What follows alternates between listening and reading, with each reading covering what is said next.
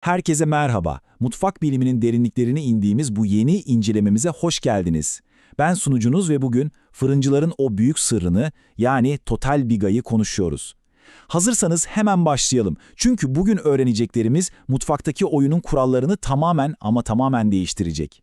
Şimdi hepimiz o mükemmel İtalyan pizzasını gözümüzde canlandırabiliriz, değil mi? Hani ısırdığınızda duyduğunuz o muazzam çıt sesi ve hemen ardından gelen devasal hava kabarcıklarıyla dolu bulut gibi o yumuşacık iç doku. Peki ama fırınların vitrinlerini süsleyen bu şaheserlerin gerçek sırrı ne? Gelin bu işin kimyasına, zaman yönetimine ve o büyük ustalığa yakından bakalım. Birinci bölüm. Peki, biga tam olarak nedir? Biga aslında geleneksel bir İtalyan ön mayası ama buradaki kilit kelime sert. %45 ila 55 gibi, yani oldukça düşük bir su oranına sahip. İçine şöyle çok ufak bir miktar maya ekliyorsunuz ve ardından bu hamuru 12 ila 24 saat boyunca kelimenin tam anlamıyla kendi haline bırakıyorsunuz. Neden mi? Çünkü bu uzun ve yavaş bekleme süresi unun içindeki o enzimlerin yavaş yavaş çalışmasını sağlıyor ve hamura inanılmaz derecede zengin, derin bir lezzet katıyor. Bu yavaş sürecin masaya getirdiği faydalara bir baksanıza. Bir defa sıradan bir ekmekten çok daha güçlü bir aroma elde ediyorsunuz. Kabuk acayip gevrek oluyor. O imza niteliğindeki açık gözenekli iç yapıyı yakalıyorsunuz ve ekmeğinizin raf ömrü de doğal yollarla uzuyor. Şahane değil mi? Ama durun, fırıncılık dünyası bununla yetinmedi. İkinci bölüm, o meşhur Total Biga mucizesi. İşte işler burada ilginçleşiyor. Profesyonellerin mutfak sırrı tam olarak bu noktada devreye giriyor. Normalde biga tarifin sadece küçük bir kısmıdır, değil mi? Ama Total Biga yönteminde, sıkı durun, unun neredeyse tamamı, yani %90 ila 100'ü en başından bu ön mayaya dahil ediliyor. Bu ne demek biliyor musunuz? Hamurunuzun ana gövdesinin neredeyse bütünü o uzun, lezzet artırıcı fermantasyon sürecinden geçiyor demek. Son aşamada karıştırmak ise çok ama çok kısa sürüyor. Çünkü işin hamallığı zaten bir gün önceden yapılmış oluyor. Ekranda gördüğünüz şu dağılıma bir bakın. Klasik bigo yapımında unun sadece %20'si ile 60'ı arası ön mayada kullanılıyor. Mesela yarı yarıya, yani %50'ye 50'lik bir dağılımı düşünün.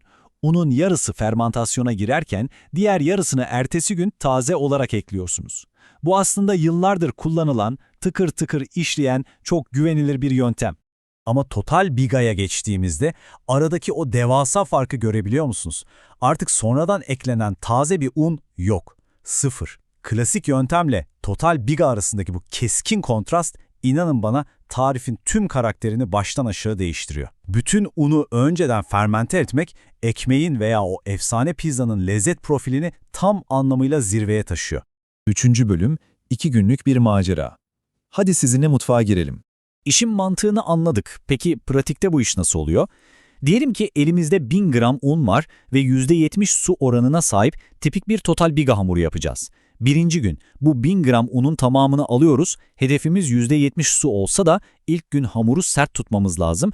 O yüzden sadece 500 gram su koyuyoruz ve minicik bir maya ekleyip tam 18 saat boyunca o muazzam lezzetleri geliştirmesi için dinlenmeye bırakıyoruz. Sonra ikinci gün o sert fermente olmuş yapıya eksik kalan 200 gram suyu, tuzu ve belki çok ufak bir miktar daha mayayı ekleyip hamura son şeklini veriyoruz.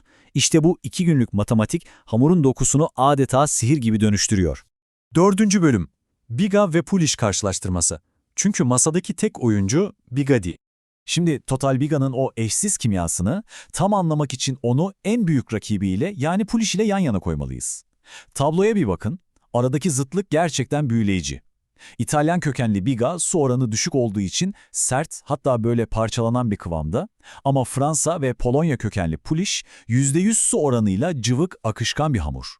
Tabii bu fiziksel fark hemen aromaya da yansıyor.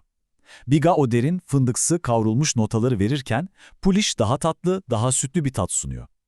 Ve tabii gluten, Biga'nın o sert yapısı inanılmaz güçlü bir gluten ağı örüyor. Zaten pizzanızdaki o kocaman hava kabarcıklarını patlamadan tutan şey de tam olarak bu. Beşinci bölüm, avantajlar ve tabii ki yüzleşmemiz gereken zorluklar. Şimdi diyebilirsiniz ki, madem bu kadar iyi, neden herkes sadece bunu yapmıyor? Şeflerin neden bu tekniğe tutkuyla bağlı olduğuna bir bakalım. Bir kere ortaya çıkan sonuç tam bir ödül. Güçlü, karakteri olan bir buğday aroması alıyorsunuz. Kabuk inanılmaz ince ama çıtır çıtır. Daha da önemlisi, Enzimler unu o kadar uzun süre parçalıyor ki hamurun sindirilebilirliği muazzam artıyor. Yani bu ekmeği yediğinizde sadece damağınız şenlenmiyor, mideniz de gerçekten çok rahat ediyor. Ama, evet, kocaman bir ama var burada. Bu teknik kesinlikle yeni başlayanlara göre değil. O taş gibi sert hamura sonradan su ekleyip pürüzsüz hale getirmek var ya ciddi bir kas gücü istiyor ya da gerçekten profesyonel bir mikser. Üstelik marketten aldığınız sıradan unlarla bu işe kalkışmayın bile. Yüksek proteinli, güçlü W300-380 arası unlara ihtiyacınız var. Ayrıca sıcaklığı bir an bile kaçırırsanız veya fermentasyonu abartırsanız hamurunuzun gluten yapısı tamamen zayıflayıp çökebilir. Yani anlayacağınız bu büyük ödül sıfır hata toleransıyla çalışmayı gerektiriyor. 6. bölüm. Peki bunu kimler denemeli? Bunca şeyden sonra asıl soru şu: bu işe kimler girişmeli?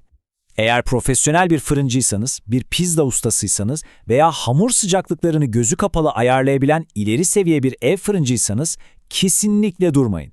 Özellikle ciabatta, tepsi pizzası, focaccia veya o rustik İtalyan ekmeklerinden yapacaksanız Total Biga mutfağınızda tam bir devrim yaratacak. Ama yok, ben hamur işinde daha yolun başındayım diyorsanız size tavsiyem önce klasik bigayla veya daha sıvı olduğu için hataları biraz daha tolere eden pulişle elinizi bir alıştırın. Böylece bu derinlemesini incelememizin sonuna geliyoruz. Peki hamur oyununuzu bir üst seviyeye taşımaya gerçekten hazır mısınız? Evet, Total Biga deneyim istiyor, sağlam bir un istiyor ve en önemlisi bolca sabır istiyor. Ama günün sonunda fırından yayılan o baş döndürücü aroma, o bulut gibi hafif doku ve çıtır çıtır kabuk var ya, inanın bana harcadığınız her bir dakikaya sonuna kadar değiyor. Ne dersiniz? Bir sonraki fırıncılık maceranızda bu tekniğe bir şans verecek misiniz? Bugün mutfak bilimine bizimle birlikte daldığınız için çok teşekkürler. Hamurunuz güçlü, fırınınız hep sıcak olsun. Görüşmek üzere.